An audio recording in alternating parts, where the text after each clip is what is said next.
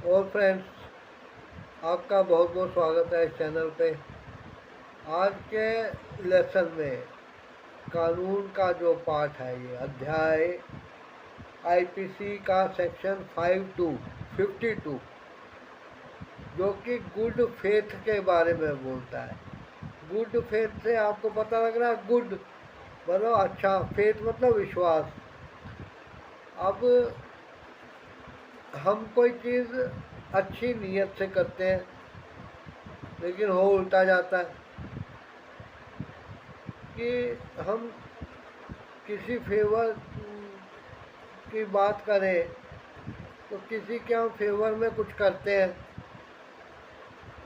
लेकिन अगले को बुरा लग जाता है। वो हमारी बात का खंडन करता है, बोलता है तुमको क्या पड़ी थी ऐसा करने की, जबकि वो हमने गुड फेथ में किया था। चलिए, अब गुड फेथ का लेसन जो है, ये कानून का मसला बहुत ज़्यादा है, क्योंकि अब कोई कहे कि जी फांसी लगानी है, एक रस्सी ला दो, तो हम गुड फेथ में उसको एक कच्ची रस्सी ला के दे देंगे, ताकि जब वो उसका भार सहन ना करे तो रस्सी टूट जाए, है ना। मैं मोटा मोटा बता रहा हूँ। आप किसी को फांसी वांसी के लिए प्रेरित ना करें, ना उसकी गुड फेथ में कोई मदद करें। कोई भी कहे ऐसे काम के लिए तो कृपया हाथ जोड़ के नमस्कार करिए और वापस आ जाइए। गुड फेथ में ये नहीं कहा जा सकता ना कानून में कि मैंने अच्छी नीयत से किया था। ये जो अच्छी नीयत है उसमें सावधानी बहुत ज़रूरी है, टेंशन, अलर्टनेस, बहुत केयर के साथ कोई काम किया जाएगा, तब वो सिद्ध होगा कि गुड फेथ में किया गया था। इसके लिए अगर कोई उदाहरण लेना चाहें तो हम डॉक्टर का उदाहरण ले सकते हैं कि वो अपनी पेशेंट के लिए कोई ऑपरेशन या कुछ सजेस्ट करता है, लेकिन उससे पेशेंट का कोई नुकसान हो जाता है। ठीक है, अब डॉक्टर साहब क्या कहेंगे कि मैंने गुड फेथ में अपने पेशेंट के खून को रोकने के लिए, हड्डी को जोड़ने के लिए, या शरीर के अंदर गया हुआ कोई जहर निकालने के लिए मैंने ये काम किया।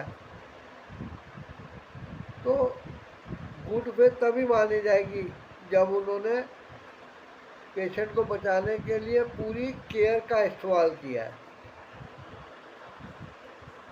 ऐसे केस में हम कोर्ट के आगे किसी दूसरे सामान्य बुद्धि के प्रूडेंट डॉक्टर जो होता है, नॉर्मल, ये नहीं है कि बहुत ज़्यादा बुद्धिमान या कोई और हो, उसी किस्म के डॉक्टर को, उसी स्टैंडर्ड के, उसी पढ़े लिखे डॉक्टर को लाएंगे, और अगर वो ये बताता है कि ये काम भी वो भी ऐसे ही करता, तब ये सिद्ध होता है कि डॉक्टर साहब ने गुड फेथ में काम किया था।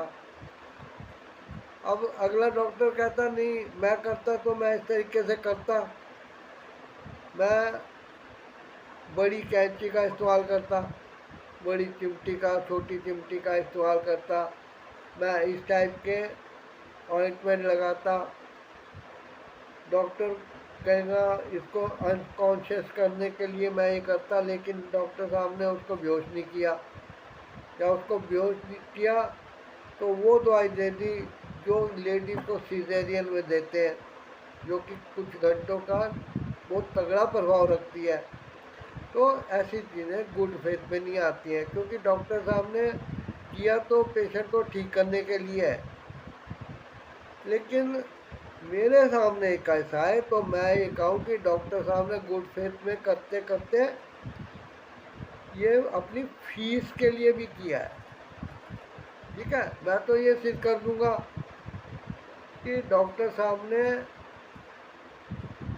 कुछ ज़्यादा ही हद तक केयर ले ली, कि पेशेंट अब उनका मरीज बन जाएगा या उनके हॉस्पिटल में या उनकी देख रेख में एडमिट होगा, है ना। ये बहुत सिद्ध किया है कानून, जो बहुत बड़ी चीज़ है, इसके साथ हम खेलते हैं। देखिए, आप कपड़े की दुकान से एक कुर्ते पजामे का पीस लेने जाएंगे तो दुकानदार आपको थान दिखाएगा ना, उसके कपड़ों के थान दिखाएगा। तो क्या आपने उनको बता दिया कि मुझे ऐसे ऐसे कुर्ता पजामा सिलाना है, तो आप उसको कुर्ते पजामे के लिए ले गए और आपने बनवा लिया उससे क्या, कमीज बनवा ली अपनी, या उसको किसी और ढंग से यूज़ कर लिया, या परिवार के किसी सदस्य को बोला कि चलो हम सारे मिलके इसके कच्छे सिलाते हैं। तो कानून जो है एक कपड़े की थान की तरह है, वो हमारे पे डिपेंड करता है कि हम उसका इस्तेमाल किस तरीके से करते हैं।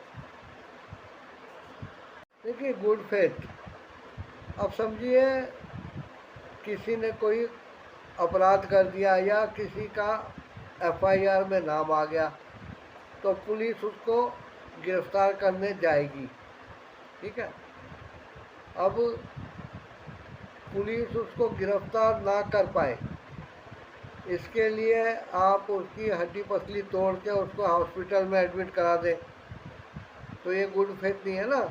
गुड फेथ तो आपका ये था कि वो पुलिस की गिरफ्तारी ना हो सके, लेकिन क्या ये गुड फेथ थी?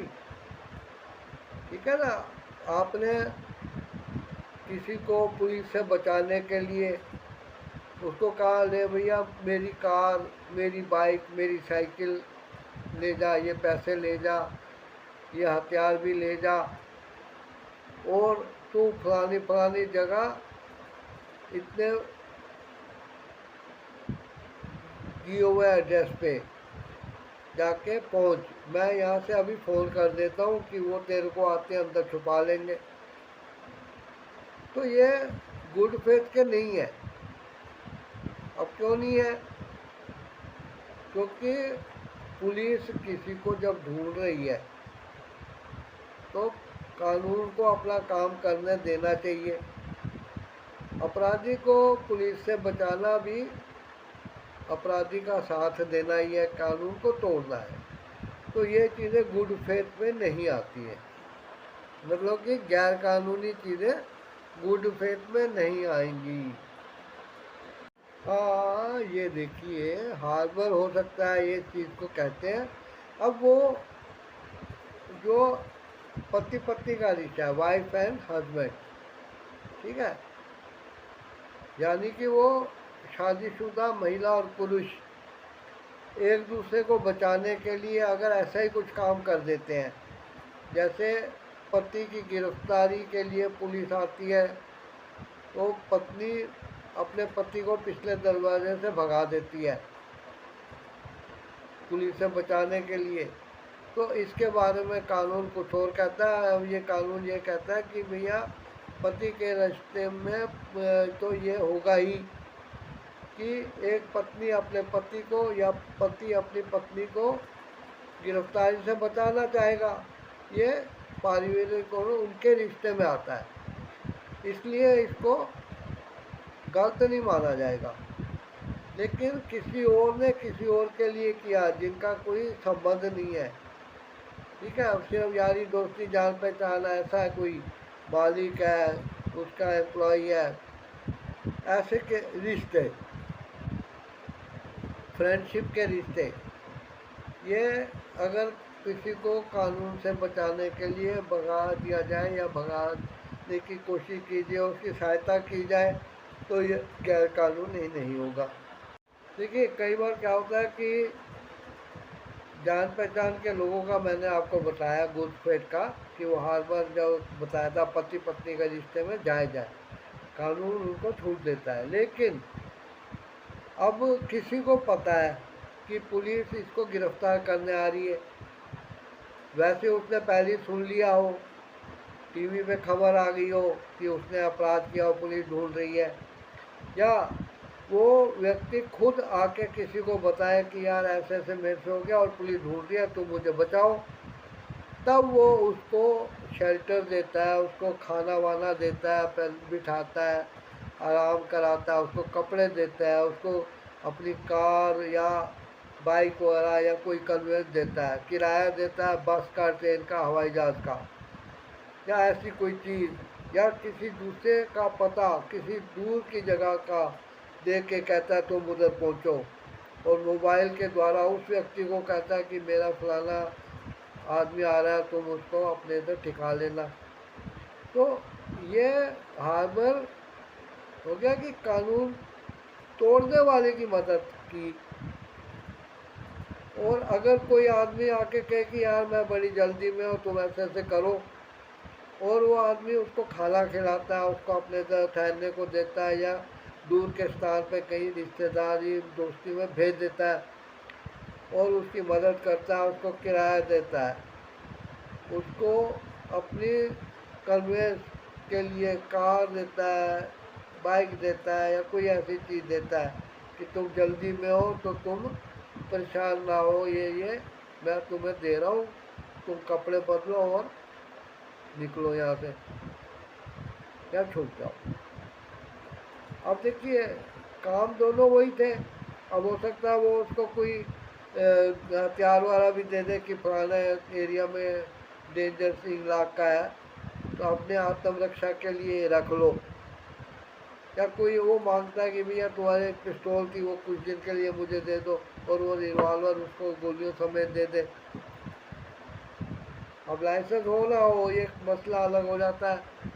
लाइसेंस नहीं होगा तो भी देने वाला फंसेगा कि तूने हथियार कैसे रखा, कहाँ से लिया था। अब इसके बाद उसने लाइसेंस वाला भी हथियार दे दिया, तो ये भी गैर कानूनी है, क्योंकि किसी के पास हथियार का लाइसेंस होने से उसको हथियार गोली चलाने का कोई ठेका नहीं मिल जाता है, छूट नहीं मिल जाती, लाइसेंस नहीं मिल जाता है। तो आप देखिए कि मदद दोनों जगह गुड फेथ में की गई। पहली में पुलिस की गिरफ्तारी के लिए की गई, दूसरे में दोस्त की मदद के लिए की गई। अब पुलिस को पता लगता है कि वो फलानी जगह पे गया है, और पुलिस दरवाज़ा खड़का दे, बेल बजा दे, तो ये आदमी कहेगा हाँ जी आया था जी, हाँ मैंने ऐसे भेजा है। पुलिस कहती है कि हम उसको गिरफ्तार करने के लिए आए, तुमने उसकी मदद की है। अब देखिए, अब वो तो यही कहेगा ना कि मुझे ये बात पता होती तो मैं उसको अंदर किसी कमरे में चालाकी से बंद करके आपके हवाले कर देता, लेकिन मुझे इस चीज़ का पता नहीं था। तो ऐसे ऐसे मसले हैं। बाल की खाल निकाली जाती है कानून में। जो स्टूडेंट्स एलएलबी वाला कर रहे हैं और एडवोकेट बनना चाहते हैं, उनको पता होना चाहिए कि यदि वो रजिस्ट्रेशन नहीं कराएंगे तो लायर कहलाएंगे, रजिस्ट्रेशन कराएंगे तो एडवोकेट कराएंगे कहलाएंगे, और यदि वो अमेरिका वाला दूसरे देशों या किया होगा इंग्लैंड वगैरह में लॉ करेंगे तो वहाँ वो लायर नहीं बैरिस्टर कहलाएंगे, लेकिन वो एडवोकेट नहीं होंगे। ठीक है, इस चीज़ की भी जानकारी रखिए। आप कानून की मदद करने के लिए एलएलबी कर रहे हैं, आपको हर चीज़ का ज्ञान होना बहुत ज़रूरी है। इन चीज़ों को आप अपने पेपर में ज़रूर लिखिएगा, क्योंकि पहले ज़माने में मशहूर था कि पेपर में लोग बॉबी फिल्म की कहानी लिखाए थे। ठीक है, यह हमारे साथ वाले कहते थे। ठीक है, थैंक यू। देखिए, यहाँ बात आ गई इंटेंशन की। पहले में उसको पता था और वो पुलिस से बचा रहा था, ये इंटेंशन थी। दूसरे में इंटेंशन पुलिस से बचाने की नहीं थी, क्योंकि उसको पता ही नहीं था, वो सिर्फ अपने फ्रेंड की मदद कर रहा था। तो उसकी इंटेंशन इधर होगी दोस्त की मदद करना, उसके मुसीबत में उसका साथ देना। तो ये है नियत या इंटेंशन, कि काम किस नियत से किया गया, किस नियत से नहीं किया गया। ये भी हर केस में, जो क्रिमिनल केस होते हैं उनमें देखना जरूरी रहता है। अब किसी को कानून से बचाना, हार्बर करना है, और किसी को वैसे ही मदद कर देना, ये हार्बर नहीं कहलाएगा। इसके लिए आप सेक्शन 52 ऑफ आईपीसी 1860 को ध्यान दीजिए और पढ़िएगा, तैयारी कीजिएगा। तो फ्रेंड्स, ये थी आईपीसी के सेक्शन 52 की मोटी मोटी बातें। अगर क्वेश्चन पेपर में आ जाए कुछ भी, आप तैयारी पूरी करिएगा। एक लॉन्ग क्वेश्चन अच्छी तरह करने से, पूरा पढ़ने से आप उसमें से शॉर्ट क्वेश्चन और वेरी शॉर्ट क्वेश्चन सब कर सकेंगे। ऑब्जेक्टिव टाइप होगा तो भी कर सकेंगे। इस चीज़ को ध्यान रखिए। हार्बर पति पत्नी के बीच में नहीं माना गया।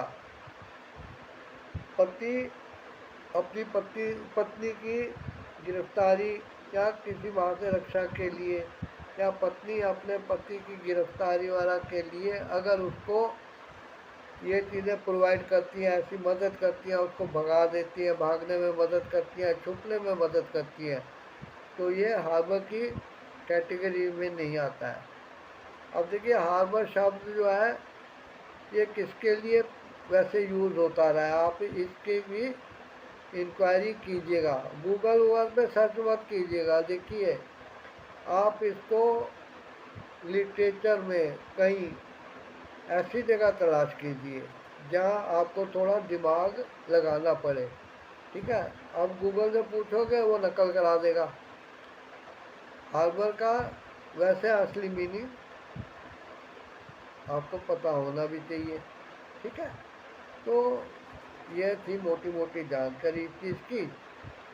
आशा आपको अच्छा लगा होगा। आप इन्हें, यदि किसी ने भी इस चैनल को सब्सक्राइब नहीं किया तो सब्सक्राइब कर दीजिए, बेल आइकन क्लिक करके ऑल का नोटिफिकेशन ऑल कर लीजिए, वीडियो को लाइक कीजिए, शेयर कीजिए, और कमेंट में अगर कुछ इंक्वायरी या कुछ जानना चाहते हैं तो ज़रूर बताइएगा। Thanks for watching.